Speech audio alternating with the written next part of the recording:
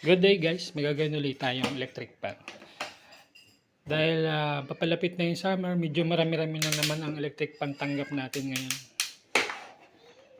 Ayan. Problema nito, saksak natin muna. Yun, saksak. Ayaw mikot. No power, kahit power, wala. 1, 2, 3. No power. Okay, buksan natin.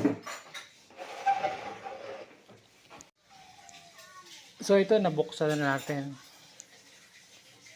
Yun, wasak-wasak na pala yung wiring sa loob. Wala to. Palit motor na to. Pero try natin munang i-remedyo kung mariremedyo pa natin. Para malaman kung buo pa yung motor, i-test natin dito sa start saka end ng rewind. Yung start saka end ng rewind, nakadikit yan sa capacitor. Malalaman natin kung may continuation pa yan o wala. Pag wala ng continuity, ibig sabihin, sira na yung motor. So bale ito na, nabuksan na natin, natanggalan natin yung cover nya. May napansin tayo na isang putol, isa lang naman. Hahanapin lang natin yung kung saan siya banda naputol, no? Yung karugtong nya. Tapos i-connect lang natin kasi isa lang naman yung nakita kong naputol eh.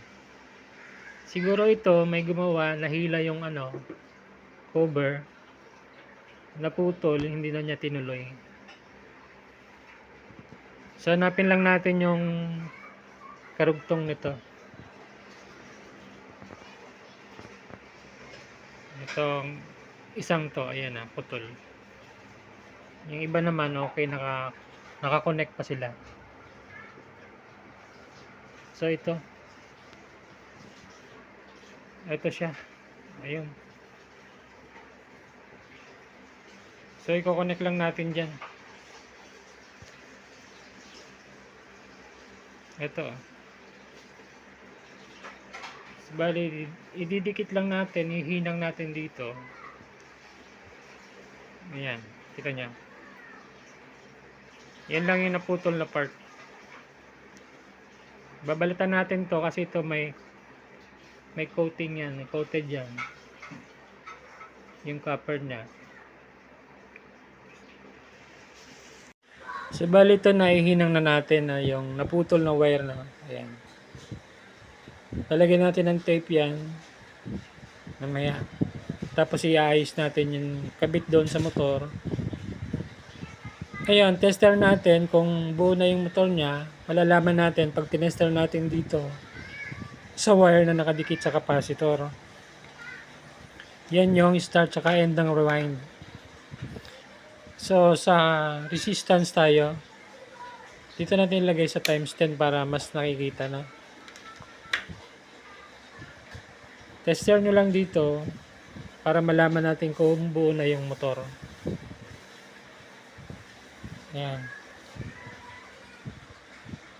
So yan siya, meron na siyang resistance, no? So ibig sabihin okay na yung motor. Iayos lang natin, isasalpak natin. Iayos lang natin ang lagay doon, tapos testing na natin, no? Ito na, nailagay na natin at naiayos na natin yung lagay ng kanyang connection. Testing natin kung malakas pa siya.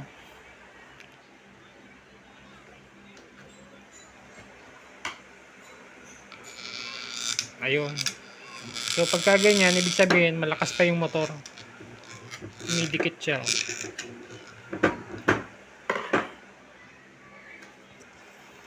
Tapos bago nyo isalpak, make sure na malinis tong bushing magkabila sa kayang linisin lang natin yan, tapos salpak na, then testing na natin siya. So bale ito na, naisalpak na natin, naikabit na natin ng maayos. Ayan, maluwag na. Lagyan ng langis dito magkabila, nilinis yung shafting bushing. Tapos try natin number 1. So ayun, okay na siya.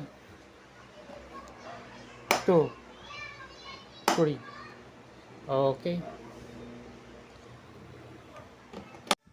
So ito okay na, naibalik na natin yung kanyang LEC cover. Final test tayo. Number 1, 2, 3. So ayan, okay na. Malakas.